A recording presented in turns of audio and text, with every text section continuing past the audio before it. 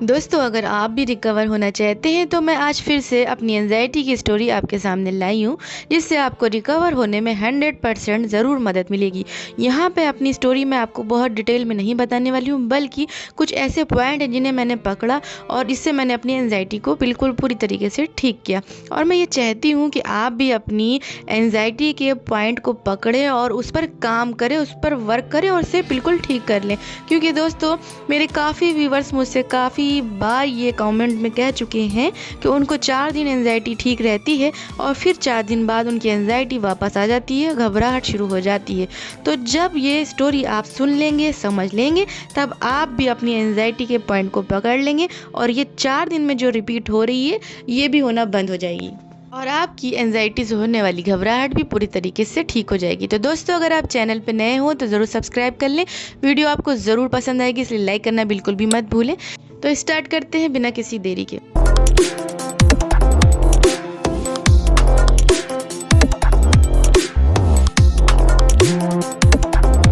दोस्तों, जब मुझे एंजाइटी हुई तो उस टाइम मेरे सामने मेरे जीजू की डेथ हो गई थी।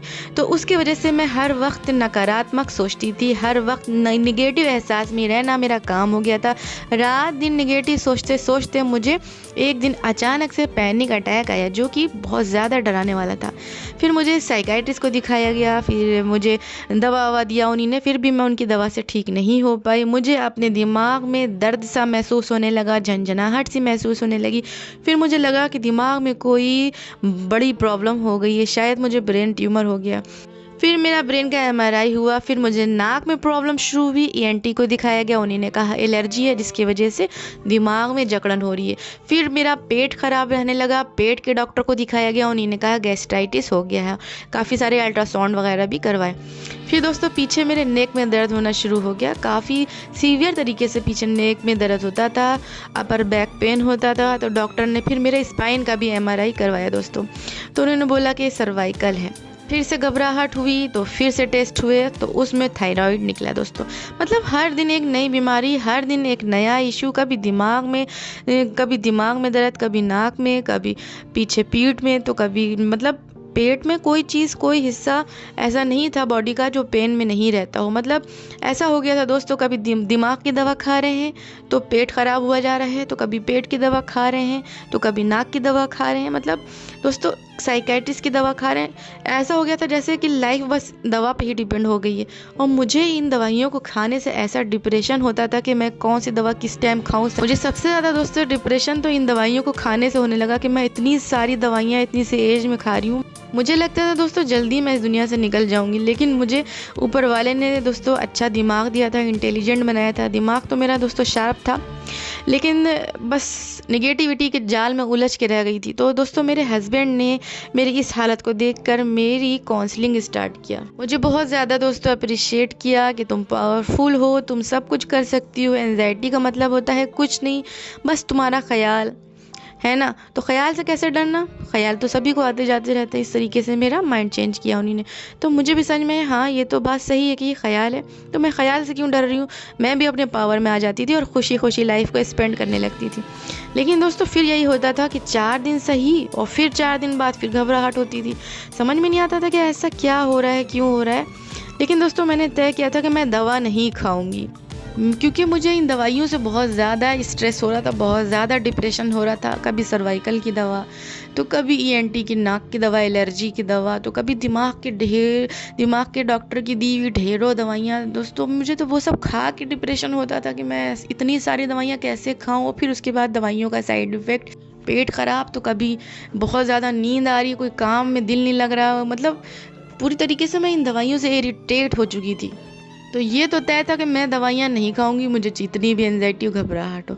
तो मैंने बस, क्योंकि मैंने इसके ऊपर काफ़ी स्टडी भी दोस्तों कर डाला था, तो मैंने हर चीज़ के लिए, जैसे कि सर्वाइकल हो गया और ये थायराइड हो गया, इन सभी जितनी भी बीमारियाँ मेरी निकली थी, इन सभी के लिए मैंने एक्सरसाइज का रास्ता अपनाया, योग का रास्ता अपनाया, मेडिटेशन का रास्ता अपनाया। लेकिन फिर भी दोस्तों, कभी कभार ऐसा होता था कि मेरी एंजाइटी उभरती थी। जब दोस्तों एंजाइटी उभरती थी तो डर लगता था कहीं फिर से मुझे दवा ना खानी पड़ जाए, क्योंकि मैं दवा से बहुत ज़्यादा परेशान हो चुकी थी। फिर मेरे हस्बैंड ने कहा कि तुम ध्यान दिया करो कि तुम्हारे जब एंजाइटी होती है तो तुम्हारी किस जगह पे प्रॉब्लम होती है, उस प्रॉब्लम पे फोकस करो कि कहाँ से प्रॉब्लम आ रही है। तो फिर दोस्तों मैंने इस चीज़ पे फोकस करना शुरू किया कि मेरे नाक में प्रॉब्लम होती है और दिमाग तक की ये प्रॉब्लम जाती है, मतलब नाक में कुछ सनसनाहट जैसी होती है और दिमाग तक की मुझे प्रॉब्लम होना शुरू हो जाती है। और बार बार मुझे ना बीच बीच में ईएनटी की दवा भी खानी पड़ जाती थी। जैसे मैंने कुछ ठंडी चीज़ खा ली, खट्टी चीज़ खा ली तो मुझे नज़ला टाइप की, एलर्जी टाइप की बन जाती थी, तो मुझे ईएनटी की दवा भी खानी पड़ती थी। तो मैंने ये ध्यान दिया कि हाँ, ये मेरे नाक के अंदर प्रॉब्लम हो रही है, कुछ एलर्जी से कुछ सनसनाहट जैसी दिमाग तक पहुंच रही है। तब मैंने ये नोटिस करना शुरू किया कि जब ये एलर्जी होती है ना, जब ही मुझे निगेटिव विचार आना शुरू होते हैं। अब जब मुझे एंजाइटी होती तो मैं पकड़ लेती कि हाँ अच्छा, ज़रूर ये एलर्जी मेरी बढ़ गई है, तभी मेरी एंजाइटी हो रही है। तो फिर मैंने नाक पर काम करना शुरू किया दोस्तों। तो फिर दोस्तों मैंने नेचुरली प्रिकॉशन लेना स्टार्ट किया और ठंडी चीज़ें खानी बंद की। और आज भी अगर दोस्तों मैं ठंडी चीज़ें खा लेती हूँ तो मुझे सर्दी ज़ुकाम होता है और मेरी एंजाइटी वाले विचार दोबारा आते हैं। लेकिन दोस्तों मैं कूल डाउन रहती हूँ, समझती हूँ कि हाँ ये विचार इसीलिए आ रहे हैं क्योंकि मुझे यहाँ पे प्रॉब्लम हो रही है। क्योंकि दोस्तों जब नाक में प्रॉब्लम होती है तो कुछ दिमाग की नसों में खिंचाव सा महसूस होता है, उसकी वजह से वही नकारात्मक विचार दोबारा आना शुरू होते हैं। लेकिन क्योंकि अब मैंने इतनी ज़्यादा नॉलेज गेन कर ली, इतना ज़्यादा दोस्तों स्टडी कर लिए कि मैं आज आपको भी समझा पा रही हूँ। इस हद तक मैंने इसके ऊपर स्टडी कर रखी है कि मैं आपको भी ठीक करने के लिए पूरा प्रयास कर रही हूँ। मैंने खुद को जैसे ठीक किया, मैं चाहती हूँ मेरे प्यारे व्यूवर्स भी उसी तरीके से अच्छी लाइफ को जिए और उस हेल्दी लाइफ को जिए जो वो नहीं जी पा रहे हैं। दोस्तों ये बात सच है कि आप जितनी बुरी सोच रखेंगे आपकी बॉडी पे असर तो पड़ना है, आपकी बॉडी पे ज़रूर बुरा असर पड़ेगा अगर आपकी सोच बुरी है। यहाँ पे कहने का मतलब ये है दोस्तों कि एंजाइटी जहाँ तक नकारात्मक विचारों से तो होती ही है, लेकिन कभी कभी कोई शारीरिक लक्षण भी होते हैं जो एंजाइटी को उभार देते हैं। कभी पेट में अगर ज़्यादा गैस होगी तब भी आपकी एंजाइटी उभर सकती है। तो उसी तरह दोस्तों जैसे आप मन को साथ में लेके चल रहे हैं, उसी तरह तन को भी आपको साथ में लेके चलना होगा। तन का भी आपको ख्याल रखना होगा, जहाँ से भी प्रॉब्लम आ रही है उस ट्रिगर को भी आपको समझना होगा और उस पर भी आपको वर्क करना होगा। अपने शरीर को स्वस्थ रखने के लिए दोस्तों मैंने बताया हुआ, आप योगा करें, आप एक्सरसाइज करें, मेडिटेशन करें, डीप ब्रीथिंग करें और पॉजिटिव सोचें दोस्तों। क्योंकि दोस्तों आपका काम है अच्छा सोचना, बाकी ऊपर वाले के हाथ में, जो भी होगा वो अच्छा ही करेगा, बाकी सब उसके ऊपर छोड़ दे। सिर्फ आप अच्छा सोचने का काम करें, अच्छा बोलने का काम करें। तो दोस्तों नेगेटिव सोचना बंद करें और अगर कहीं शरीर में तकलीफ है मौजूद तो उसको भी आप अपने एक्सरसाइज से, योगा से ठीक करने की कोशिश करें, क्योंकि सब कुछ आप ठीक कर सकते हैं एक अच्छे रूटीन के साथ, एक अच्छे दिनचर्या के साथ और एक अच्छी लाइफ स्पेंड कर सकते हैं। अच्छा खाइए पीजिए, गैस मत बनने दीजिए पेट में, पेट को साफ रखिए।